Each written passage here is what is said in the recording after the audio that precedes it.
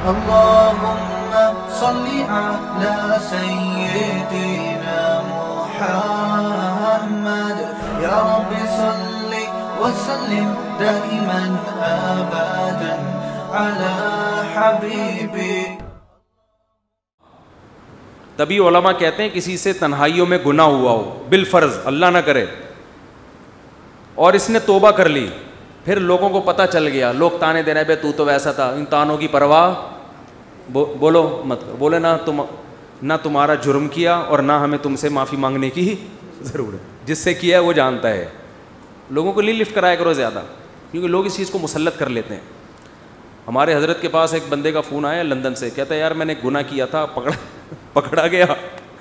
कह रहे अब मैंने तौबा कर ली, रो रो के गिड़गड़ा के इतनी माफ़ियाँ मांगी कि अल्लाह ने भी दिल में सुकून डाल दिया कि मैंने तुझे माफ़ कर दिया, कि लेकिन पब्लिक माफ़ करने के लिए तैयार नहीं है। पब्लिक जब भी गुजर करे है ना वही, तो पब्लिक का दिल तो छोटा होता है ना, पब्लिक का दिल क्या होता है, छोटा। तो ऐसी सूरत में पब्लिक को ज़्यादा लिफ्ट नहीं कराएं, बोले जाओ तुम्हारी ऐसी की तैसी, हम जाने अल्लाह जाने तू कौन होता है भाई मेरे को।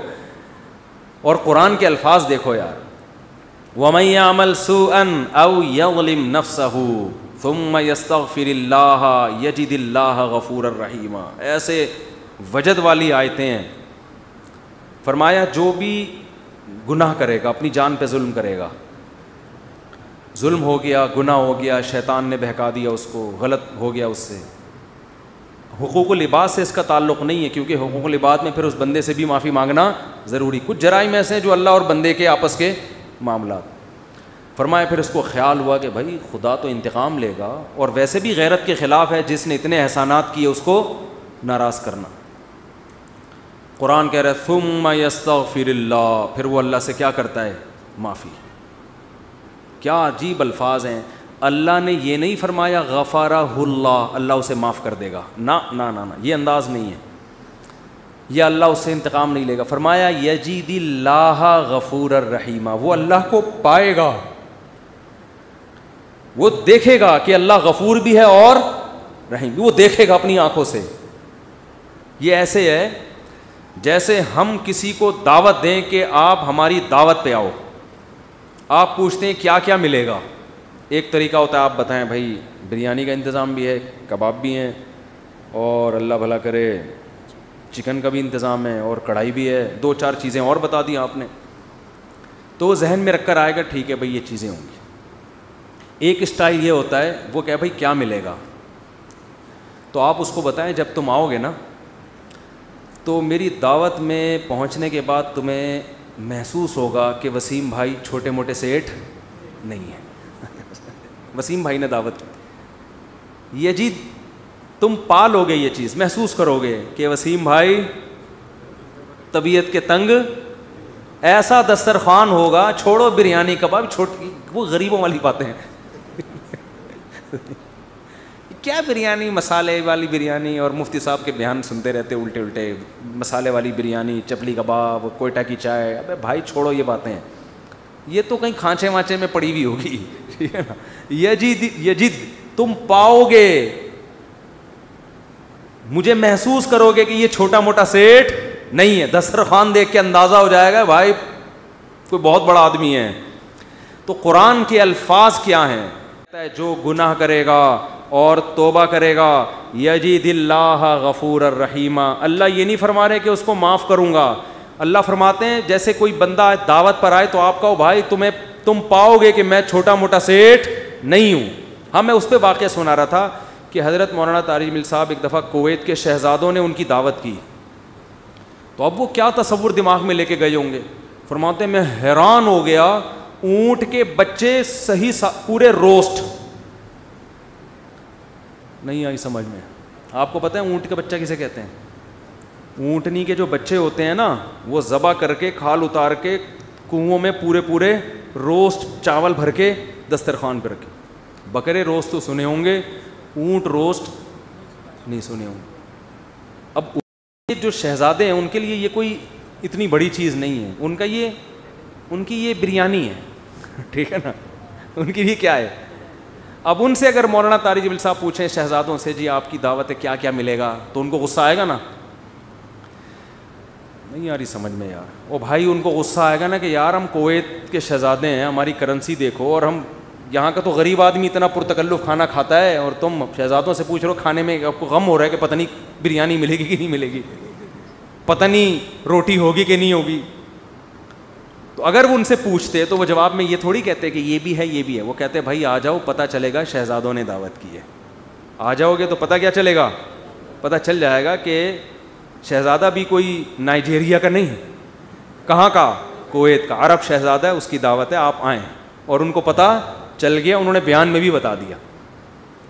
तो अल्लाह का अंदाज़ यही है, फरमाया तुमसे कितना बड़ा जुर्म हो जाए, कितना बड़ा जुर्म, यहाँ तक कि नबी ने फरमाया कि अल्लाह फरमाते हैं या इबादी लव बलगत ज़ुनूबु का अनानस समा, तुमने गुनाह करते करते करते करते ज़मीन आसमान के खला को भर दिया, इतने गुनाह हो गए।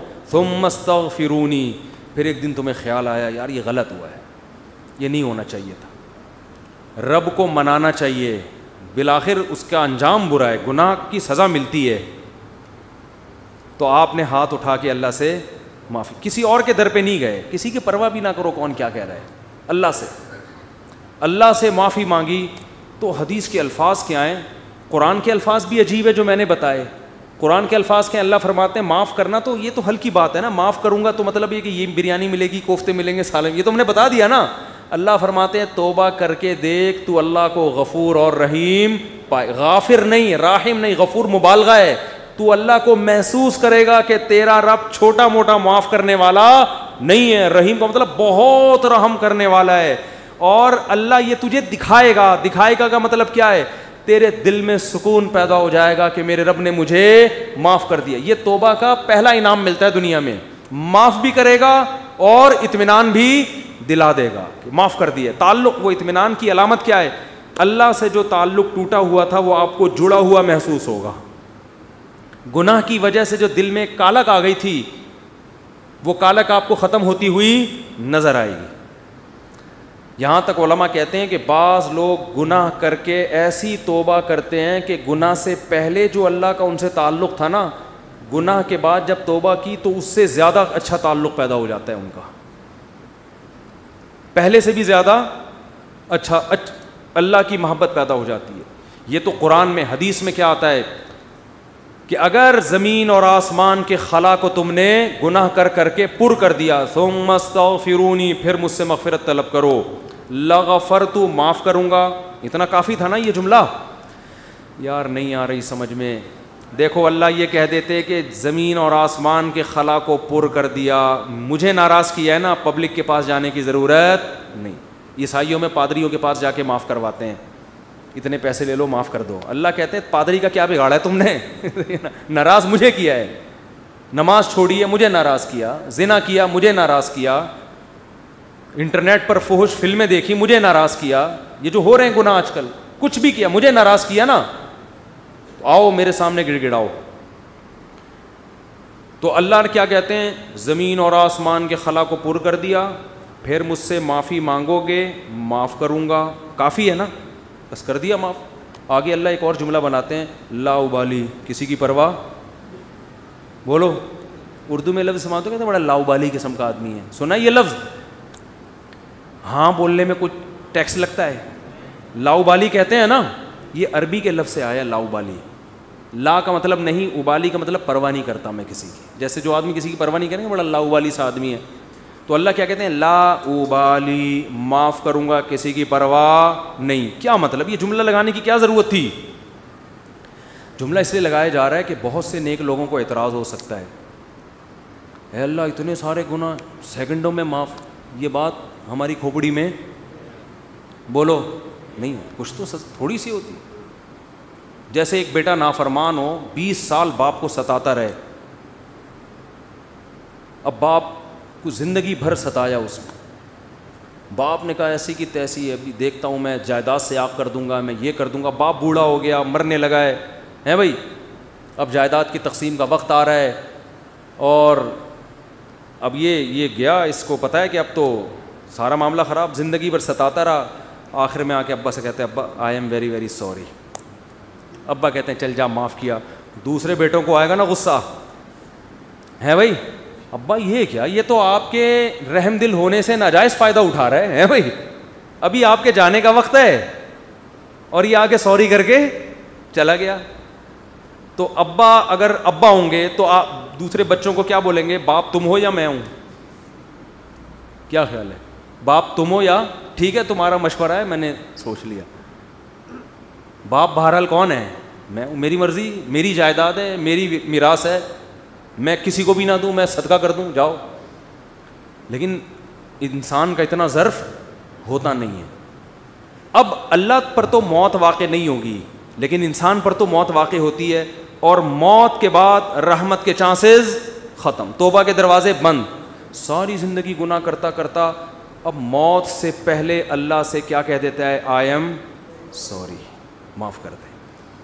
तो अल्लाह कहते हैं कि मैं माफ़ करके, आगे पहले ही बता दिया कि किसी को एतराज़ करने का हक़, अल्लाह को पता है बहुत सारे लोग आएंगे, या अल्लाह ये क्या है भाई, ये क्या इतने सारे गुनाह हो रहे हैं और इसने माफ़ी और 1 सेकंड में माफ़, ये तो तेरी हिकमत के ख़िलाफ़ है, ये तो मसलहत के ख़िलाफ़ है, ये तो यूँ है, ये तो नाइंसाफ़ी है। अल्लाह कहते हैं बोलने दो, मुझे परवाह, बोलो ना, नहीं है। तुमने थोड़ी जहन्नम बनाई है, मैंने बनाई है, नाफरमानी उसने मेरी की, माफ़ करने की ताकत मुझे है, तो मैं जिसको चाहूँ माफ़ करूँ, तुम्हें क्या तकलीफ़ हो रही है? तुम अपनी बात करो मुझसे कि तुम्हें किसी जुर्म के बगैर मैं सज़ा थोड़ी दे रहा हूँ। ये जो अल्फाज है ना, ला उबाली, ये बड़े ज़बरदस्त अल्फाज हैं। मुझे इस पर अक्सर एक चुटकुला याद आता है, वो मैं हर बयान में जब भी इस हदीस की तफसीर करता हूँ वो सुनाता हूँ कि इसकी मिसाल कैसे है। इसकी मिसाल ऐसे है, ये जिन लोग पहले से बयान सुन रहे हैं उन्हें ये वाक़या सुना हुआ है, नए नए लोग भी आ जाते हैं ना, पुराने वाले असल में एतराज़ करते हैं, यार वो घिसे पिटे किस्से बार बार सुना सुना के ना थक गए हम। तो भाई आपके लिए घिसे पिटे, नए नए लोगों के लिए कोई मार्केट में नया आएगा तो बताएंगे हम, अब आ ही नहीं रहा। तो वो एक ऊँट, एक बैल और एक दुम्बा, ये बस वाक़या सुना के बयान ख़त्म करता हूँ, कुछ चंद सवालात के जवाब देने। ऊँट, बैल और दुम्बा ये कहीं जंगल में सफ़र के लिए निकले, खाना ख़त्म, एक गठरी नज़र आई घास की। अब तीनों में फड्डा हो गया, ऊँट कह रहा है मैं खाऊंगा, बैल कह रहा है मैं खाऊंगा, दुम्बा कह रहा है मैं खाऊंगा। ऊँट ने कहा देखो मैं तुम्हारा बुज़ुर्ग हूँ, हम तीनों एक मयार बना लेते हैं, जो उस मयार पे पूरा उतरेगा वो खाना वो खाएगा। ये पेशकश किसने की? ऊँट ने। उसने कहा मैं कबीले का बड़ा हूँ, देखो तो अब मैं जो सजेशन दूंगा उस पर अमल करो।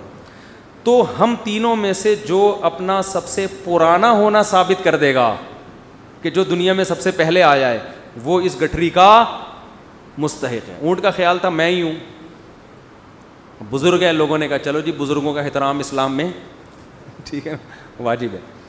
दुम्बे ने कहा ठीक है भाई मैं अपना साबित करता हूँ, मैं बहुत पुराना हूँ। उन्होंने कहा कितना पुराना? उन्होंने कहा देखो इब्राहिम अलैहिस्सलाम ने बच्चा ज़बह किया, नहीं हुआ तो दुम्बा आ गया।